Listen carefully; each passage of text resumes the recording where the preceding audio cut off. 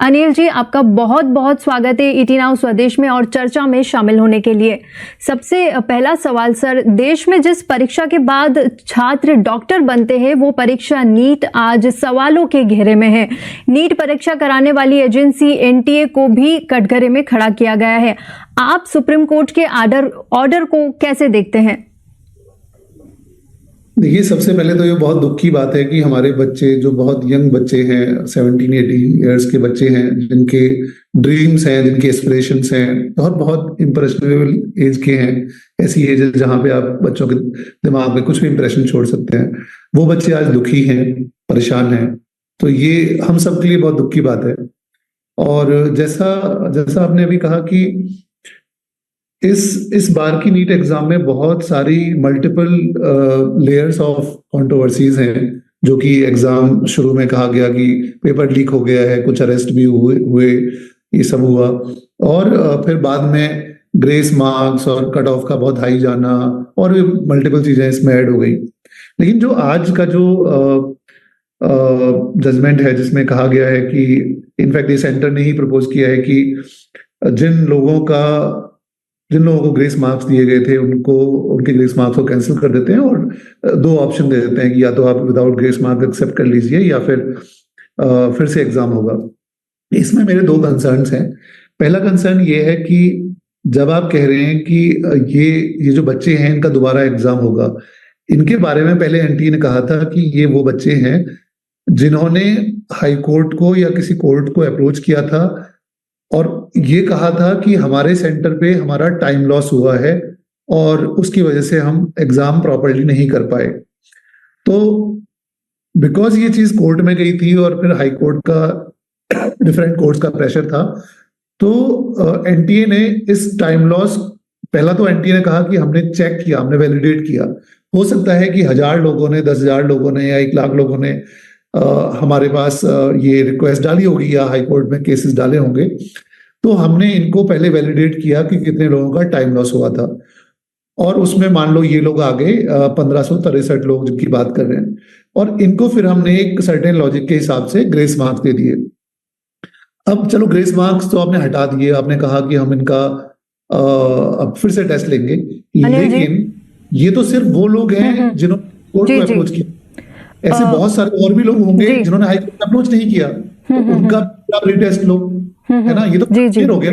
दूसरा पॉइंट ये है कि आपने कहा कि यार हम इन सबका रीटेस्ट लेंगे, इनमें कुछ लोग ऐसे होंगे जो ग्रेस मार्क्स के बाद उनकी क्वालिफाई कर रहे हैं, कुछ लोग ऐसे होंगे जो नहीं कर रहे हैं। तो जो क्वालिफाई नहीं कर रहे हैं उनका फिर से क्यों टेस्ट ले रहे हो सकता है इस बार वो क्वालिफाई कर जाए, तो ये बाकी लोगों के लिए अनफेयर हो गया। तो ये दो बड़े मुद्दे हैं। जी, मेरा एक और सवाल है कि ये सिर्फ ग्रेस मार्क की ही बात नहीं है, सवाल ये भी है कि पहली बार नीट में 67 छात्र एक साथ कैसे टॉप कर सकते हैं? एक ही एग्जाम सेंटर से 6 छात्र टॉपर कैसे कर सकते हैं? इस पूरे मामले पर आप और क्या टिप्पणी करेंगे? देखिए, ये पॉसिबल है।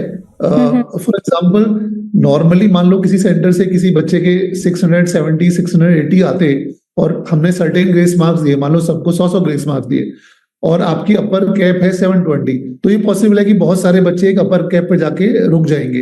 तो थियोरेटिकली ये पॉसिबल है, बट बिकॉज एनटीए ने प्रॉपर लॉजिक नहीं दिया है, प्रॉपर बताया नहीं है कि किसको कितने ग्रेस मार्क्स दिए गए, क्या हुआ, तो in absence of that information फिर आपका ये स्पेकुलेशन है कि वहां पर कुछ हुआ होगा, या मुझे उस बारे में बहुत जानकारी नहीं है और मुझे पता नहीं है कि क्योंकि वो उसके बाद ही आता है। पहले ये क्लेरिफाई हो कि क्या उन सब बच्चों को ग्रेस मार्क्स मिले हैं, अगर मिले हैं तो मामला वहीं खत्म हो जाता है। ग्रेस मार्क का आधार क्या होता है? ये सवाल बच्चों का भी है कि जिस हिसाब से एनटीए ने ग्रेस मार्क दिए तो उसका बेस क्या होगा?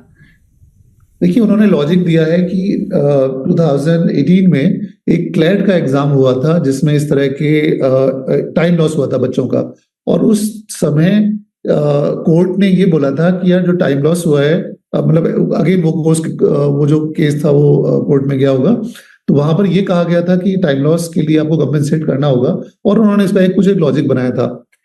लेकिन और वो लॉजिक उन्होंने सिमिलर लॉजिक यहाँ पे शायद अप्लाई किया होगा। लेकिन जो एक क्लैट का जो एग्जाम है वो ऑनलाइन एग्जाम है, उसमें सिर्फ 60-70 हजार लोग एग्जाम देते हैं, बट वो ब्रॉडली ऑनलाइन एग्जाम है कि बच्चा ऑनलाइन कर रहा है।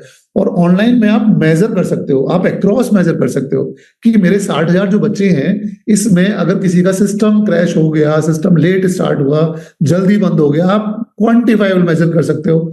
लेकिन ये जो नीट का एग्जाम था, ये ऑफलाइन एग्जाम था। इसमें हमने पूरा चीज, अगर हम बोल रहे हैं कि यार किसी का 15 मिनट टाइम वेस्ट हुआ या टाइम लॉस हुआ, यार वो 16 मिनट भी हो सकता है, 14 भी हो सकता है, मतलब 15 मिनट, मतलब कैसे आप क्वांटिफाई कर रहे हो? या अक्रॉस सब्जेक्टिव हो गया ना कि इतने सेंटर हैं आपके, तो 7,000 सेंटर्स पे एग्जाम, 7,500 सेंटर्स पे एग्जाम हुआ है, राइट? तो अब उसको या तो बोलो कि आपने हर सीसीटीवी कैमरे को ऑब्जर्व किया है, उसका डाटा आपके पास है, आप फैक्चुअली प्रेजेंट कर सकते हो, उस डाटा के बेसिस पे फिर आप बात करते हैं। और अदरवाइज तो ये बड़ा डिफिकल्ट है ऑफलाइन एग्जाम में इस चीज को क्वांटिफाई करना कि किसका कितना टाइम लॉस हुआ और उसके बेसिस पे कुछ भी करना। इन बच्चों की तरफ से जितना हमने सुना, एक सवाल ये भी था कि इसको पहले से कहीं मेंशन नहीं किया गया कि ग्रेस मार्क का भी कोई प्रोविजन होगा। तो बनते हैं उनके सवाल भी, बढ़ते हैं आगे। लेकिन 1563 कैंडिडेट्स की 23 जून को दोबारा एग्जाम होगी, लेकिन परीक्षा की विश्वसनीयता का क्या? जो ट्रस्ट एक बन जाता है एग्जाम पे, नीट IIT एक बड़े प्रोफाइल के लिए जाना जाता है, और इसके बाद बच्चों के मन में तो आता ही है, उनके पेरेंट्स के मन में भी एक तरह का संदेह आ जाता है। इस पर आप क्या कहेंगे? देखिए, सही बात है, आपने बिल्कुल सही कहा। इस समय ये सबसे इम्पोर्टेंट चीज है कि हम कैसे अपने बच्चों का, अपने पेरेंट्स का, अपने सिस्टम में ट्रस्ट मेंटेन रखें, ट्रस्ट बनाकर रखें। क्योंकि अगर वो ट्रस्ट ब्रेक हो गया तो ये जो जनरेशन है जो इतना, और ये जनरेशन में आपको एक और चीज बताना चाहूंगा, ये वही बच्चे हैं जो आज से 4-5 साल पहले कोविड झेल कर आए हैं। इन्होंने कोविड में बहुत प्रॉब्लम्स देखी हैं, बहुत तरह की प्रॉब्लम्स देखी हैं। फिर से हमने इनको एक ऐसे स्टेज पे खड़ा कर दिया जहां पे फिर से अनसर्टेनिटी देख रहे हैं। तो मुझे लगता है ये बहुत बड़ा सोचने का मुद्दा है। मुझे याद है अपने टाइम पे मैंने 1997 में IIT JEE का एग्जाम दिया था। कहीं ऐसी न्यूज आई थी कि पेपर लीक हुआ है, तुरंत ही within 1 or 2 days exam got cancelled and new exam date was announced. तो ये पास्ट में हो चुका है। JEE नीट लेवल के एग्जाम में कुछ अगर गड़बड़ होती है तो तुरंत उसको कैंसिल किया जाना चाहिए और तुरंत री एग्जाम अनाउंस किया जाना चाहिए। मेरा आपसे एक आखिरी सवाल होगा, आप भी एक संस्था चलाते हैं, बहुत सारी एग्जाम्स की प्रिपरेशन करवाते हैं, तो आपकी तरफ से एक क्विक सलाह क्या होगी बच्चों के लिए? देखो बच्चों, मैं आपको ये कहना चाहूंगा कि ये जो चीजें हैं, जो भी कंसर्न्स हैं आपके, बहुत वैलिड हैं और हम सब आपके साथ हैं। हमारी पूरी कंपनी, इनफैक्ट पूरा सिस्टम, गवर्नमेंट, सब आप मान लीजिए कि सब आप ये मान के चल सकते हैं कि सब दिल से साफ हैं, बट कहीं ना कहीं कुछ लैप्स हुए हैं, कहीं ना कहीं गड़बड़ हुई है। लेकिन इसके भी बियॉन्ड मैं आपको कहना चाहूंगा कि life is not just one exam. आपके लाइफ में बहुत सारे एग्जाम्स आएंगे, बहुत सारे फेजेस आएंगे। This is just one of the exam. तो हिम्मत ना हारें, परेशान ना हो, ठीक है, पॉजिटिव रहें, ये भी मामला सॉल्व होगा। लेकिन मैं आपको बता देता हूँ, जिंदगी बहुत बड़ी है, बहुत सारे एग्जाम्स आएंगे, कॉन्फिडेंट रहना है, पॉजिटिव रहना है, और it's not just one exam. Anil ji, इसी के साथ आपका बहुत बहुत शुक्रिया। बहुत ही काफी अच्छी चर्चा रही आपके साथ।